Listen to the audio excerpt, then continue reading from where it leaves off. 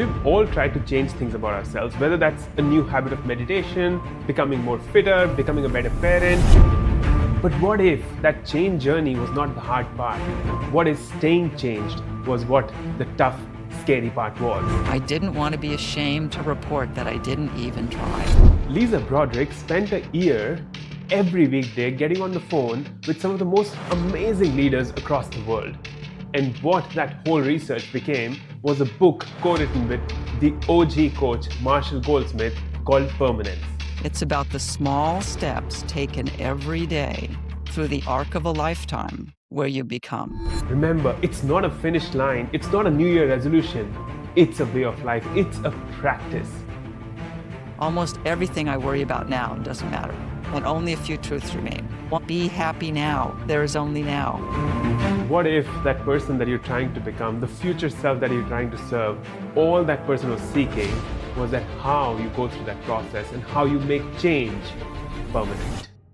Let's dive in. We all live in a world that's obsessed with change. We all want new goals, new habits, new versions of ourselves. But what if? What if the question isn't how we change, but how it lasts? How we make this journey of personal growth permanent? And today, I'm joined by Lisa Broderick, who's written a book called Permanence, and we'll explore this idea of permanence for a world that never stops moving. Welcome, Lisa, to the conversation. Thank you, Karsh. It's a pleasure to be here. I'm most intrigued about the 6 questions. I'm most intrigued about what led you to do this work because I know a little bit of the backstory. But before we kind of go there, Lisa, the first question that I ask in the podcast is to help us go deep into who Lisa is and what's been your journey. And so the question is that if that 8-year-old Lisa, a little kid running around with dreams in her eyes, if that 8-year-old Lisa comes and meets you right now, and there's a conversation happening between the two of you, your present self and the 8-year-old self, what kind of a conversation do you think will emerge? Well, I think the 8-year-old Lisa had a lot of wisdom because I think all kids have wisdom. Right. And so really, even thinking back that far, and I'll tell you a little of the origin story. I grew up in Phoenix, Arizona, where my parents were high-tech executives. But it comes back to my life's work, and it's all about a single question. How do we become people we trust ourselves to be from the inside out over the span of our entire lives, starting with 8 years old or before? My father was a very early computer executive from the computer industry, which was nascent at the time, and then we moved to Silicon Valley. And the 8-year-old had a lot of wisdom, but she didn't trust it. And so I would say if the 8-year-old were speaking now, she might say, don't forget that we all already know what matters, especially children. And so doing things like thinking back to that time, trusting in my own curiosity, right? My own sense of fairness, my instinct to help people. Those are the things that drove me at the time. But I was around people who had a different view, especially grown-ups. And grown-ups are all about permission and credentials to do it. You have to be old enough to do that. You have to have permission to do that. And so I think we all start measuring our lives by how impressive it looks. And that was exacerbated by moving to Silicon Valley when I was about 12 years old, where it really was, even back then, and this is in the 70s and then in the 80s, about how impressive it all is and how impressive people are. And you can see that online today. And so instead of doing that, my 8-year-old self would say, start measuring who I am and my success in life by how it truly feels and how true it feels. And I think that that's very important, and it remains important today. It's such a deep question, right? And it's such a deep quest, I should say, of being able to define success in your own terms and then to be intentional enough to be measuring it, and this thought that you're sharing of trusting yourself, of having the wisdom as a 12-year-old. My son is 15, Lisa, and day before yesterday, we were having a conversation at night where he was asking, you run this podcast, what makes you think you're going to be successful? And I'm asking him, like, what makes you think that I'm not going to be successful? And then he pulls up ChatGPT and he has a conversation with ChatGPT. ChatGPT, how many podcasts in the world? Some random 450,000 odd number comes up. How many of them make money? That's 0.1%. How many of them will make $1 million out of their whole existence? And so he's telling me that your chances of succeeding on the podcast is very low. And so, how do you define success for yourself? And then the conversation happened where I started to tell him that it's also the process that of making the podcast that's going to bring me a lot of joy, and thus has to be my version and definition of success. But it was really hard for him to understand that. And I'm Yes, pretty and sure young the people listeners today, were, yeah, the young listeners who people were in that same space. So how do you respond to a conversation like that?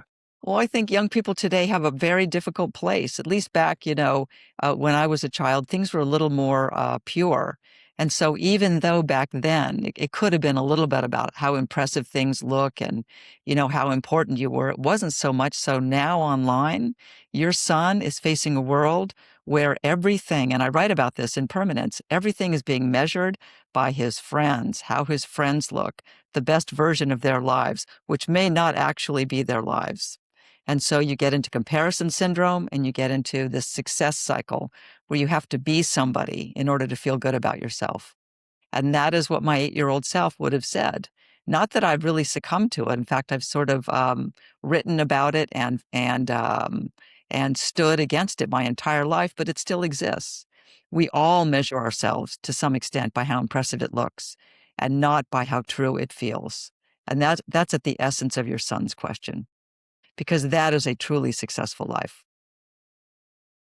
And so, how do you differentiate between the two of the what the outer world is influencing you to believe is true versus going into understanding what you spoke about that, right?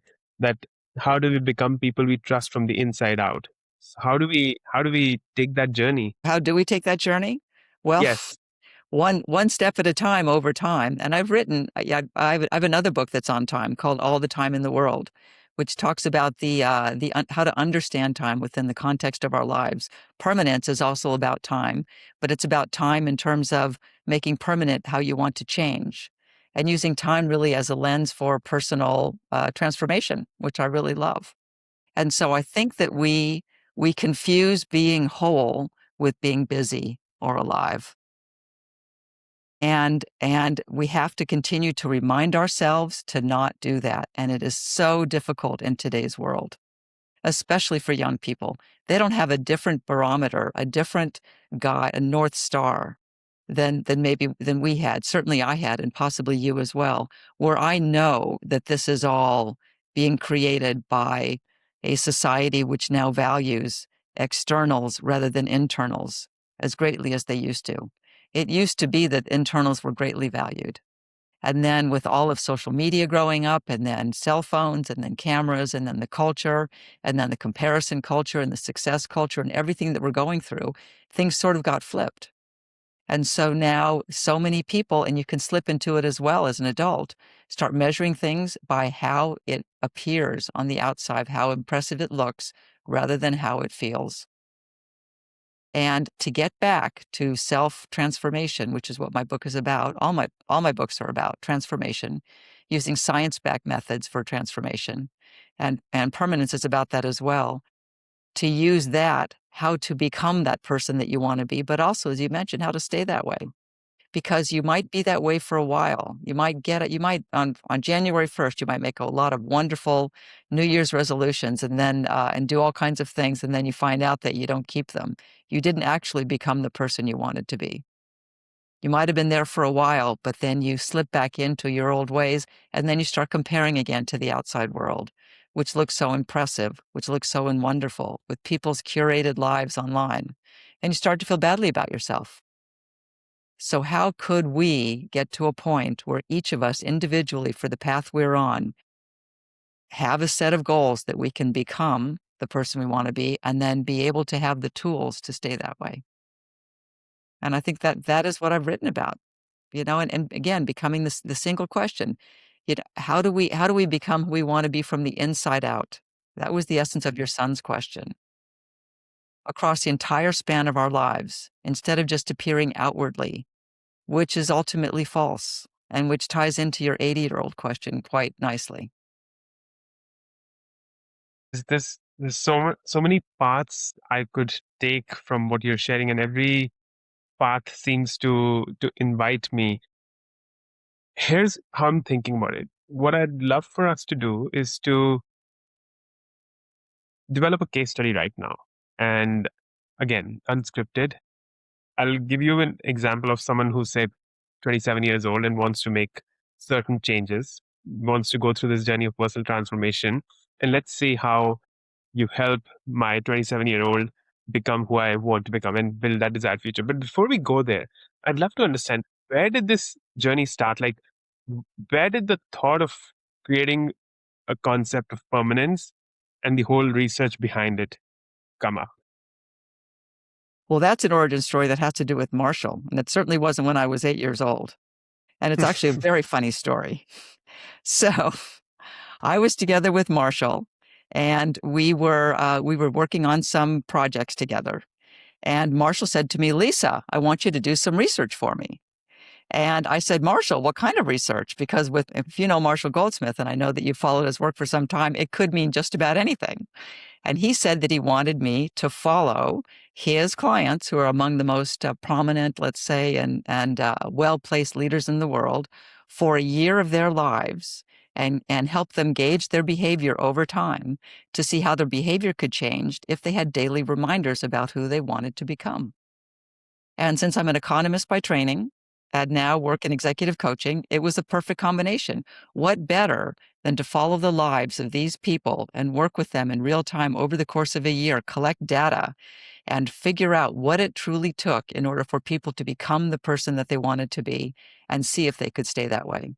So we embarked on this journey, and the journey involved me calling these leaders every day, every weekday, through dinners with heads of state and last minute meetings and changes and flights. And you can imagine what happens. It was quite something, all over the world for a year, in order to help them reflect on their daily questions. And if they needed to understand something that happened, we could talk about that together as well, and listen and take down their answers and see how their answers and how they changed over time. And what I learned with this was this, what Marshall and I learned. And that is, over the course of time, people had developed questions. There's a set of 6 questions. Did I do my best to set clear goals? Did I do my best to be happy? Did I do my best to find meaning? These are questions that Marshall has developed over time that are sort of the tried and true measures that we can all use of becoming the person we want to be. We all want to be a person who sets clear goals. We all want to be a person who is happy. Now, the wording is very important, because the wording, "did I do my best," is very important, and it's very important to the research which happened later, because did I do my best? It's not whether you did it or not, but it's whether you even tried. Now, following these leaders over a year, at 6 months, I would say that their answers were sort of all over the map for the first 6 months. They may have had good days and bad days, let's say, days when they did and days when they didn't, but they were all considering these questions, plus a handful of questions of their own. Right around 6 months, things started to change. They all started to coalesce, and they all started to coalesce around yes. On a scale of 1 to 10, where 1 is closer to no and 10 is closer to yes, their scores were moving up towards 10, so that at the end of the year, their scores were almost unilaterally 10 every day. And so going back, we did some exit polls, some exit research, and asked them, why was it over time, given who you are and your schedule, and knowing that this check-in call would happen every day, what is it that occurred to you that really changed you? And they said 2 things. They said, because I knew the questions were coming at the end of the day, I changed my behavior in real time, so that I would answer the question in the affirmative, so that I would answer as close to 10 as possible. That's number 1.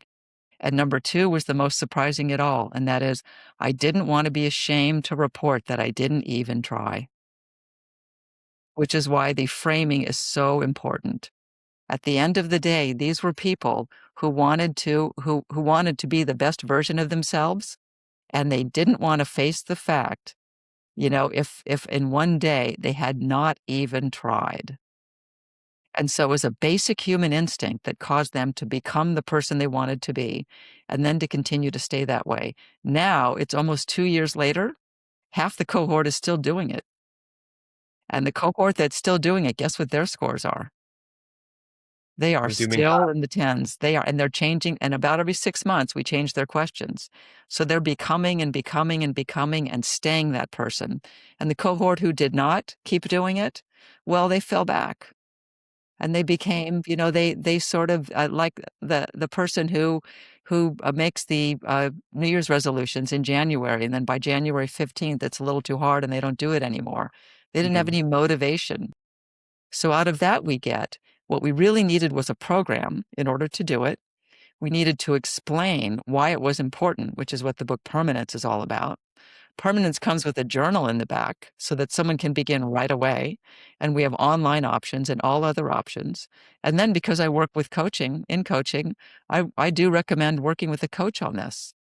Boy, the motivation when these leaders said to me, I didn't want to have to say that I didn't even try to me who was calling them, that was really remarkable. And because it was a live person that was calling Yeah. them.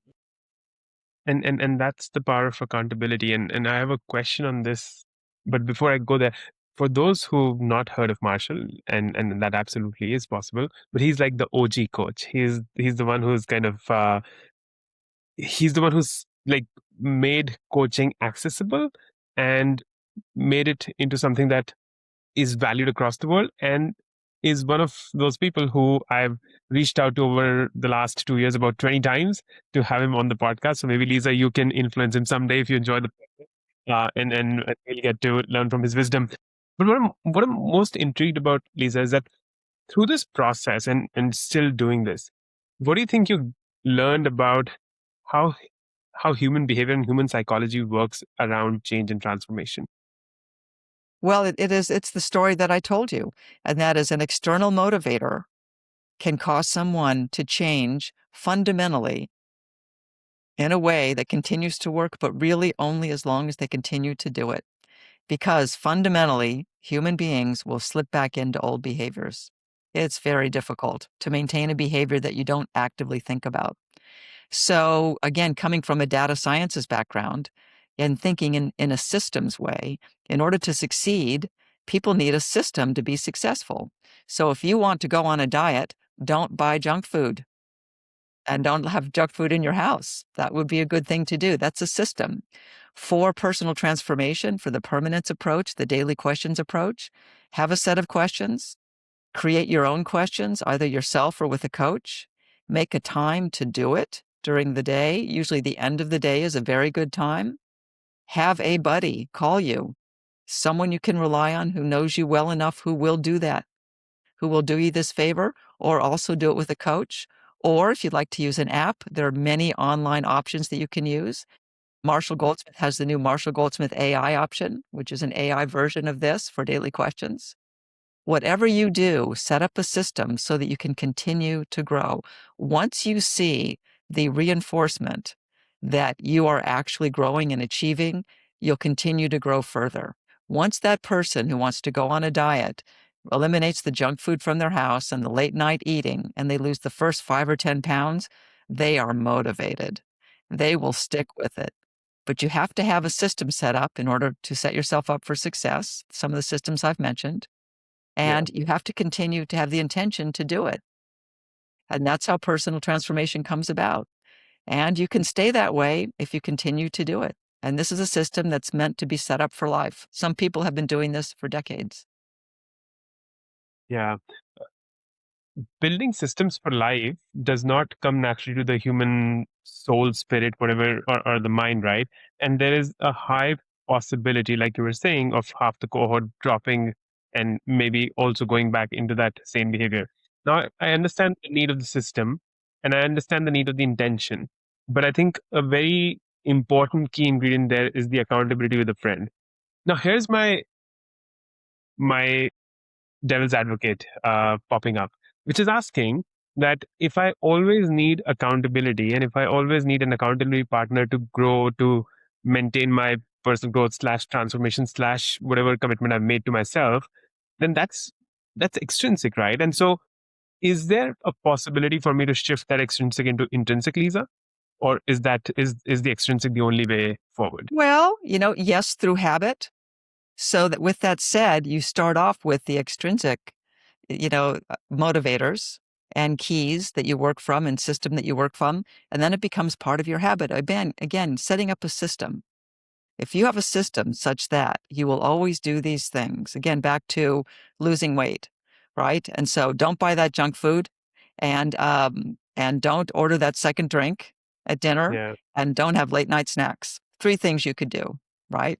You could add to it exercise 3 times a week. It seems pretty simple, but setting yourself up for success by planning ahead of time. And so these questions are exactly the same. You set up the questions, you have the questions, you set up a time of day, you set up a time of day for reflection. I happen to be a longtime meditator, and so I'm very used to a daily practice. I've been a meditator for over 35 years, and it is a morning and an evening meditation.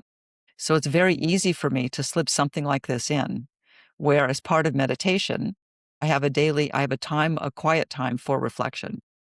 And for someone to say, I'm finished with work at 6 o'clock and I'm going to take 15 minutes at 6 o'clock to sit quietly and I'm going to think about my day.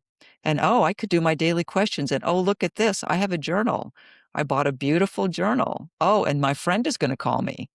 And my friend is going to call me at 6:08 because they do every evening. And they're going to ask me these questions. That is setting up the system for success. It's both internal and external. It can't really be, it can be all internal. With that said, we have to take into account human nature. Humans like junk food, and humans like eating at night, and humans like falling out of habits, and humans do fall out of habits, and they fall out of good habits unless they have constant reminders about the person that they want to become. That's what really the program is about. I love that. Setting the intention, the system, then starting with that external accountability that motivates you to because you know that someone's going to check in at 6:08. And then hopefully over time it becomes more of an internal need because you're seeing the shift happen for yourself.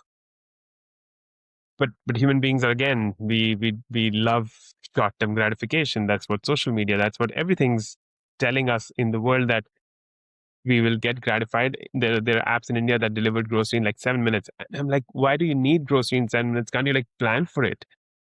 And so how do you how do you help someone shift their view onto that short-term gratification to looking at this as a long game?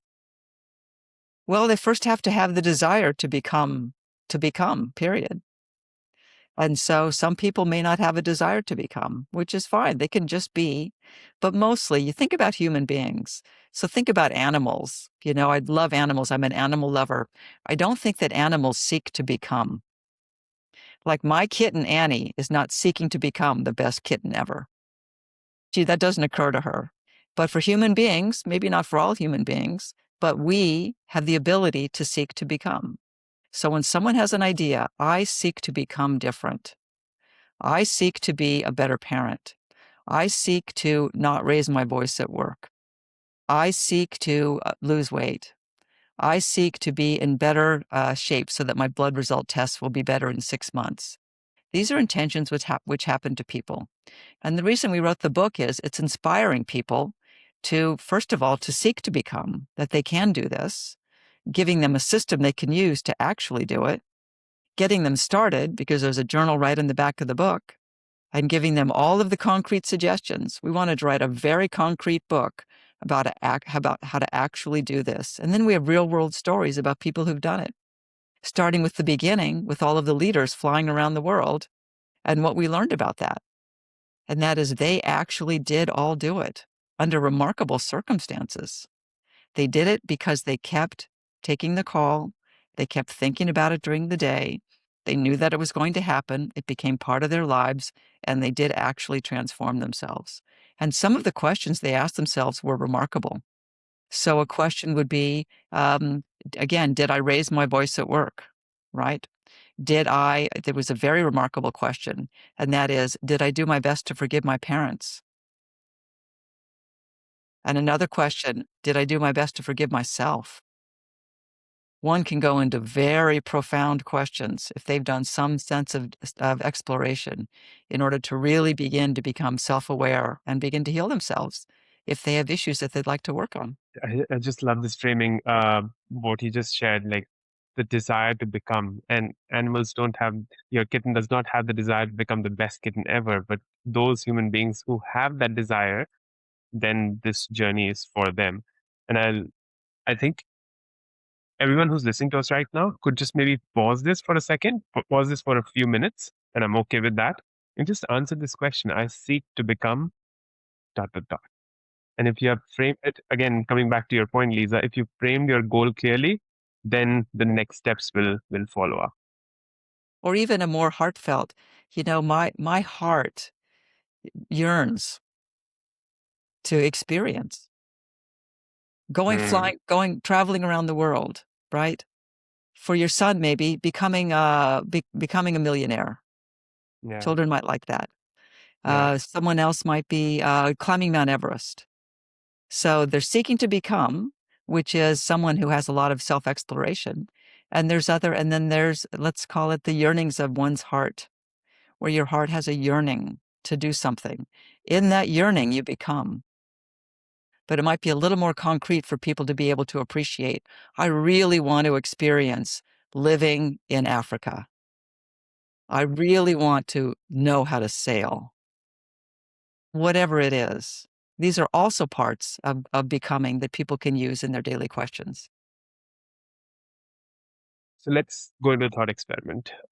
Let's hypothetically imagine someone who's 36 years old is is at a managerial position and feels that in a few years from now they want to become the president of the company, and they have what it takes to do that. So their heart is yearning to get material success, to get up on that corporate ladder, which I absolutely respect. And so they have that yearning.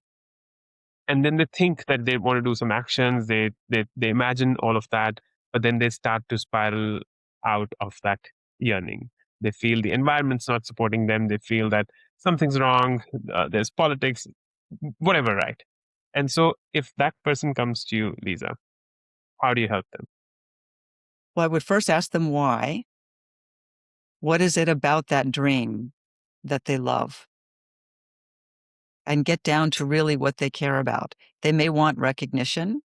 They may want the money. They may want to feel as though they're valuable as a person, and they haven't felt that way in the past. You can get to a lot of deep questions for someone. It's usually not for no reason that someone would want to do that. So that's number one. You can identify those questions.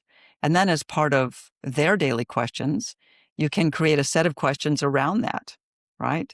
Did I do my best to to really shine today?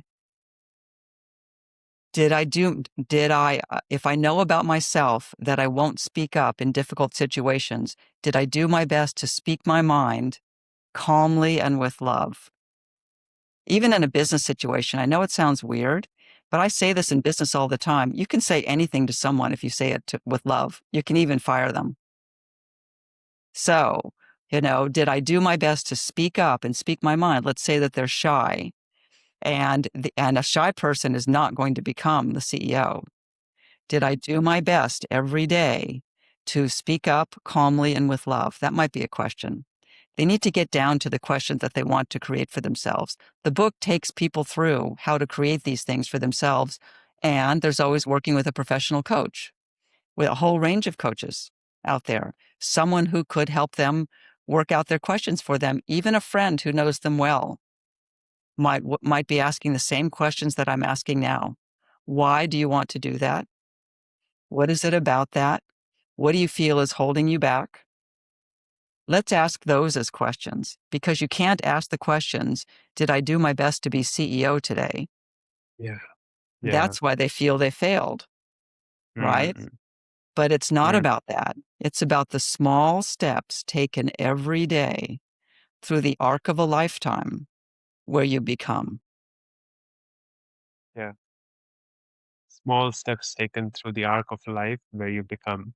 Is is permanence about just having the discipline, Lisa, or is it about shifting your identity? I wouldn't say it's about shifting your identity. I would say it's about, again, it's about back to it's about the system. And so, the identity comes out of becoming, right? And our identities shift over time. And permanence is a system where you can literally change your identity. And when I work with CEOs in coaching, doing permanence like daily questions coaching, they very often shift their identities. And it's an intentional shift to become different because they are crafting their identity in their professional life in order to become a better leader. Hmm. I love that framing. If I were to try and use the next few seconds of this clip and share this whatever you share next with my son who's 15, how would you explain this idea of permanence to him? It's a very simple way to do something every day where if you look back over not very much time, I can guarantee you will be different in a way that you want to be. Hmm. Now, the catch is you need to actually do it. Yeah. So if I give you a system where if you put a penny in a jar every single day, the pennies would add up and eventually you'd have a lot. And if you put them in the bank, it would be compound interest, right? And so $1 a week, all of these things compound over time. Permanence is like that. With that said, you need to do it. Yeah. And Yeah. to set up a system for success so that you actually do that, which may not be, it may be less attractive to a young person. The good news is there are apps for doing it that are kind of fun. And so imagine, and they're on phones right now, there are daily questions apps that have come out of Marshall's work. So let's say at the end of the day, the app beeps and comes up on his phone and says, time for your daily questions. And all he has to do is answer them from 1 to 10. Even if he doesn't do his own questions, even if he only does the 6 questions that Marshall created, over a very short period of time, he will be different in ways that he notices. He will be thinner, using the diet example. There is Hmm. no question that if you do 3 things, you will be thinner. No junk food, no food at night, and exercise 3 times a week. There's no Hmm. question. Yeah. Yeah. The change will come. The change, The change will and I come. love. Yeah, the change will come, and how you share like permanence is like compounding, and I think I was speaking to a coachee a couple of weeks ago, and the idea that was emerging in the room was that if compounding can work on the positive, Lisa, compounding will also work towards erosion. And so if you have to every day for the next 100 days, you're compounding your ill health to get there quicker. Your blood pressure will rise, your sugar will rise because you're creating a negative behavior. So I thought this idea of compounding is always spoken about in that positive frame, but we also look at the flip side that if I don't do these things, what am I losing? Well, and here, so if someone knows what they should do if they have their questions and they don't do them, the compounding becomes negative. I know I should have spoken out, and now I feel even worse about myself. Yeah, Oh, I yeah. know I carry resentment towards my parents, and I just had a terrible conversation, and now I feel worse about myself. Absolutely. With that said, one needs an initial desire to become different.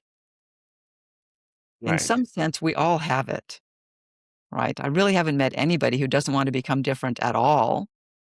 It's possible, but it's really not human nature. Humans grow and the universe expands because of human ingenuity and people doing things and all living things doing things, becoming. It sounds so simple, right? And the first time like I experienced growth mindset or this idea of growth or this idea of compounding or the all that we're speaking about, it it was like a light bulb switching on. That then there was light and the light will never go off.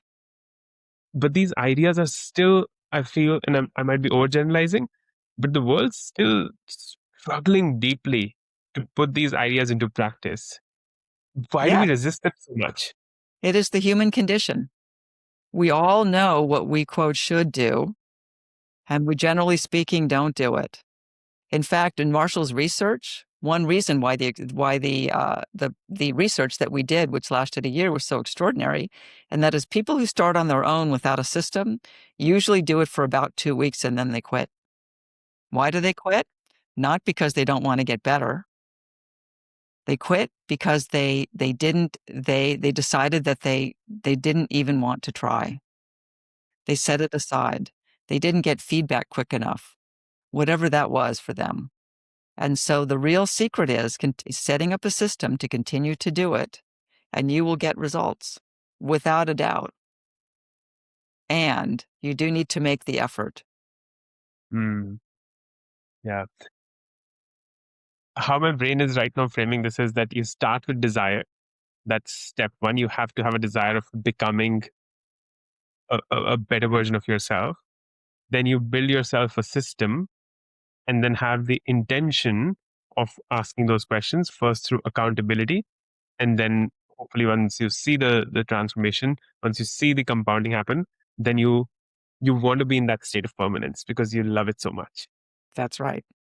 Just like, again, like all the other things you could do. If you're going to the gym and you start out and you can't lift very much weight, but you keep going and you're going 3 times a week, eventually after a month, you're going to be able to lift more and you're going to feel better about it. And then maybe after a month more, your girlfriend or your boyfriend might say, "Wow, you look really good." Well, that's more positive reinforcement. And then you're going to continue to go back. You need to set up a system where you have positive reinforcement. That's what the permanent system is. It's positive reinforcement. You look at your scores and you see that they are creeping up, which they will inevitably do. That's why keeping them is so important. Having a way to keep your scores over time. Yeah. I'm coming back to the podcast example that and that conversation. Like my son's been like a common denominator to this conversation in my head. I'm putting this effort, right, and wanting to have these deep conversations, and I'm seeing this small but growing tribe that we're building of 1,000 people on YouTube, and hopefully through this video more will subscribe. But at what time do I say that this is not working? I need to reframe my goal or reframe my desire. When do I course correct if I ever do? Well, when the questions don't feel true anymore, right? And so, someone who's asking their question, "Did I do my best to forgive myself?" That person eventually got to the place where they didn't need to ask that question anymore because they had. And in the meantime, they had continued to do it. So framing the right questions, a young person, a 38-year-old wants to be a CEO. They can't be a CEO tomorrow, but they can look up the things which are the qualities of a CEO. They could do that on ChatGPT and look up the qualities of a CEO for the industry that they wanted to be in. And they could set up a set of daily questions around the qualities that they know are the qualities for CEO and also the qualities that they may not exhibit that would be better for them to exhibit if indeed they want to do that, like speaking up, like presenting a confident image, like feeling confident, like always being calm in tense situations, like not raising one's voice. All kinds of things could be questions for someone so they could develop themselves over time. And when the questions no longer feel true for them, then they move on to new questions.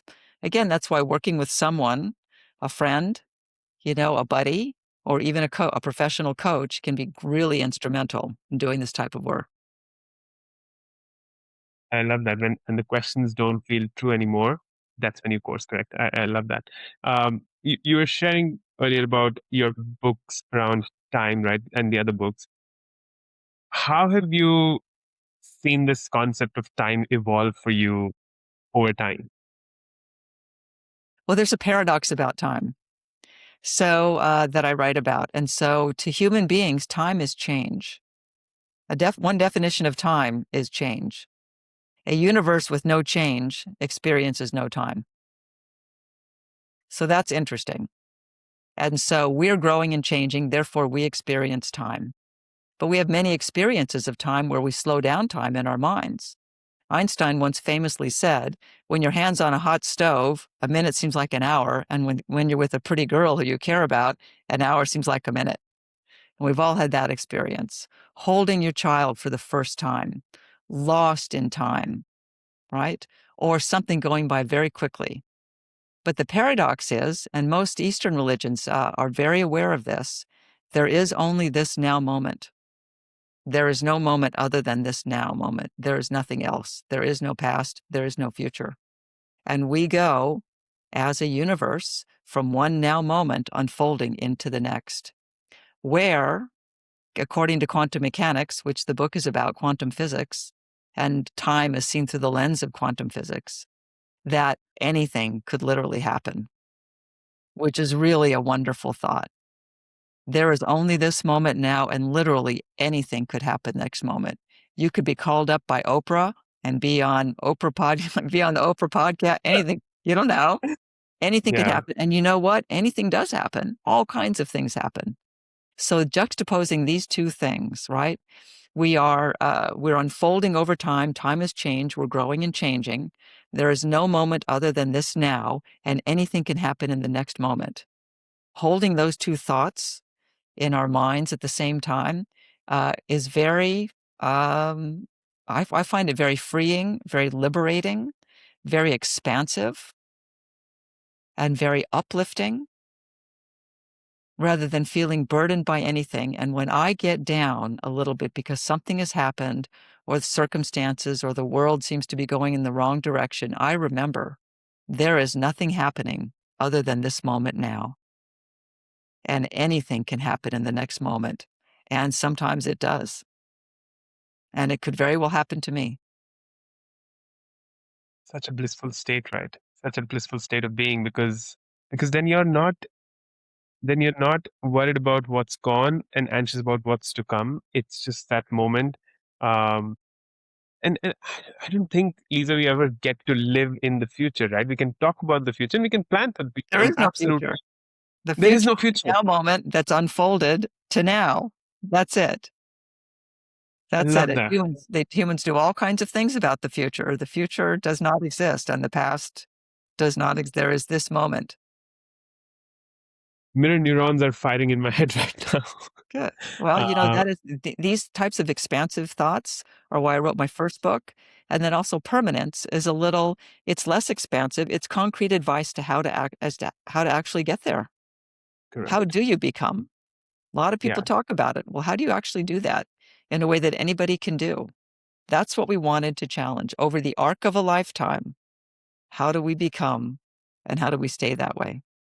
And ultimately, staying that way is a bit of a misnomer, because we're Mm, always growing and changing, yeah. and we're going to grow into something else. We're going to always continue to become, but at least we're not going to unbecome. We're not going to fall back into, if we keep doing this, we're not going to fall back into the person who buys junk food and eats late at night and doesn't go to the gym and doesn't do their daily questions. Building a habit and having a system is the way to stay there. And even when it does not come naturally to the human mind, this idea of permanence, this idea of doing this practice, I think it's worth giving a shot. And worth giving a shot with all your intention and energy, because once it starts to transform what you become and how you become that, I think all our listeners is gonna enjoy the moment that they create for Yes. themselves. The feedback that you instantly get, taking small steps every day. As Marshall Absolutely. would say, in just 2 minutes a day, you can change almost anything about your life. Wow. Think about that. And I will tell Yeah. you, because I've done this for years, that's all it takes is 2 minutes. So do you have 2 minutes to change your life? That's a question. That's a question for all our listeners. Do you have 2 minutes to change your life? And Marshall, if you're listening, I'm still waiting. I'm still waiting for you to be on the podcast. That might happen. Better than That might Oprah. happen. Absolutely. Absolutely. I agree with that. In some future moment, when that future moment becomes the now, Lisa, you'll be 80 years old. And Yes. if that 80-year-old Lisa from that moment of now comes to this moment of now and talks to this current Lisa and has one piece of advice on how you should live the rest of your years, what would that Lisa say? Well, that is such a wonderful question. It's actually the epilogue to the book. In the epilogue of the book, there's an 80-year-old, you're speaking to your 80-year-old version of yourself. And the 80-year-old version of yourself is giving advice. And so it's the advice that is in the epilogue. And she would say, from the vantage point of living all those years, almost everything I worry about now doesn't matter. And only a few truths remain. Be happy now. There is only now. Not later, not after the next milestone, not after the next achievement, right now, right? And then, as we've talked about for your son, let go of the idea that success and happiness are earned through money and recognition. Happiness is a choice. People can lead very simple lives. In fact, people who live in very simple societies are typically happier, like Bhutan, than we are in the United States and in other more developed places. Why? Because happiness is a choice. It's not a reward for getting something right. It's internal. And then at the end, and then the last thing, at the end of your life, the people around you are the people who love you, not colleagues or titles or accomplishments. It will be the people I loved, you loved, and who loved me. And those relationships will matter more than anything that I built in life or any title I have or anything that I proved. And then last, go for your dreams. I would tell myself, and I do in the epilogue, go for your dreams while I still can, even small or foolish ones that might seem foolish to someone else. As Marsha would say, learn to play the guitar, speak Spanish, climb Mount Everest. Waiting quietly becomes a form of self-betrayal, right? A form of defeating, compounding of defeating, right? And regret is a heavy, heavy burden to bear. And something that I've done for much of my life, feel truly proud that I've helped everybody I can, right? And I would say this to everyone, choose kindness, generosity, service over reward, right? Because those are the important things that people will see in their lives and will remember you about. Heart is full. I think I personally, and I don't know yet about the listeners, I personally needed this conversation today, Lisa. So thank you for being here. Of course. Ukarsh, thank you so much. For everyone who's still listening to both of us in about 45 minutes of this episode, listen to the 80-year-old with Lisa's advice. Be happy now. People you love who are around you in those last moments, they're what you've earned. And go for your dreams, even how small, foolish they might seem. Go for your dreams. Ask yourself right now, do you have 2 minutes? Do you have 2 minutes to change your life? Make sure you remember that over the arc of a lifetime, you become whatever you want to become, whatever desires you have, you become. And that pursuit of becoming, that pursuit of permanence compounds and allows you to be intentional about who you become. If you want to go on this path of change, this path of achieving that permanence of transformation, you need to start with the desire to become, period. And once you have that, then you create the system, the intention, and the accountability on how you keep going through that. We know that human beings will slip into old behavior, but if you build yourself a strong system, if you build yourself a feedback loop, you will keep moving forward. The framing of the questions that you do for yourself matters. And so don't worry about the outer disposition of the question. Ask yourself, did I do my best? Because when you ask that, then it's your effort that matters. Time is a beautifully paradoxical thing. All we have is now, this moment when you're listening to this podcast, this moment, make the most of this moment. And as we go back to that 8-year-old Lisa, all kids, you and I, have wisdom. All we need to is to polish that wisdom and bring it to the world. There will always be a success cycle. There'll always be a comparison syndrome that will keep going. But try and break it, because only you know who you truly are. And all you need is to trust yourself from the inside out. To everyone who's still listening, all the ways you can connect with Lisa, the book, the links, all are in the show notes. And If you enjoyed this conversation, if you're still here, put it in the comments. We'd love to know what resonated with you. But don't share it with anyone. Don't share it with everyone. Find people in your network, find people in your circle who you think will value this kind of a conversation, will actually shift something about their own self, and then share it with them, because then they'll have the intention to listen. Thank you, Lisa, for your presence. I truly appreciate you for being here. Beautiful day. Thank you so much. Bye bye. Thanks so much. This is Utkarsh and Lisa signing off.